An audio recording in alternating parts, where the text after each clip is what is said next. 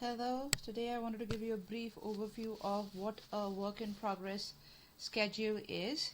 It is often referred as WIP schedule, job schedule, or percentage completion. As we know, in construction business, the revenue and expenses does not match up to the same period like other businesses do. So some months you're billing first and then you have to pay for your vendors. Other months your vendors needs to be getting paid first and then you collect payment.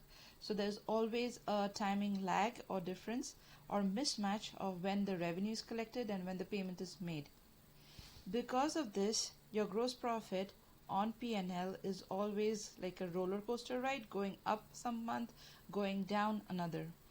The net impact on your profitability remains the same, but on the books, if you look at it, it is always going up and down, and there is a reason. The reason is the mismatch of the revenue and the expenses.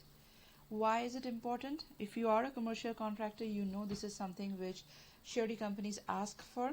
If you are a builder, this is something that you should be including as a management report, a month-end closing procedure, because it gives a one-page overview of where you stand with all your jobs, what you started off with, what you thought the margin would be, and how it's changing over on a month-to-month basis. So this is a piece of journal entry which you enter in the books to correct the mismatch of revenue and expenses, to smoothen out the curve, and you can get an actual picture of where you stand on a month-to-month basis, because without it the profitability is most of the times inflated to some extent or to a lot of extent. If you have multiple jobs, then the effect is a lot. So let's take a look at our sample company. Builder ABC has started the company in year 1. The sales was 787. It grew progressively over 4 years, and on the 4th year it's 6,205,000. The cost of goods also increased proportionately. So having the gross profit is 203,290 in first year, and on the 4th year as 2,023,000. The net profit is gross profit minus all the administrative costs to run the business. Is 85,120 for first year, 238,344 for second year, and on the 4th year it's a little bit shy of 2 million. So net profitability expressed as a percentage of sales is 10%. The first year 12, 16 and 17 over the years. Now the first set, or the left hand side of the column, does not represent a books which has WIP, a percentage of completion, included in it. What happens when it's included? Now this is a yearly overview. This should be done on a month-to-month basis.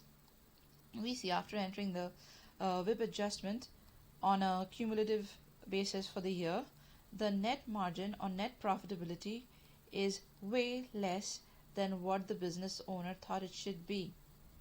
Why does this happen? As I explained before, because some months we have to pay the vendors way ahead of time before we collect our payment. Some other times the payment we have received is earlier and then we pay the vendors. So it does not always equate that revenue and expenses happens in the same period. It can be a lag of 1 month, 2 months, or few months. So this creates a difference of where you stand and gives a true picture of your profitability. This is absolutely important and mandatory for commercial contractors, because you need it to have in your books to bid for higher projects or bigger projects.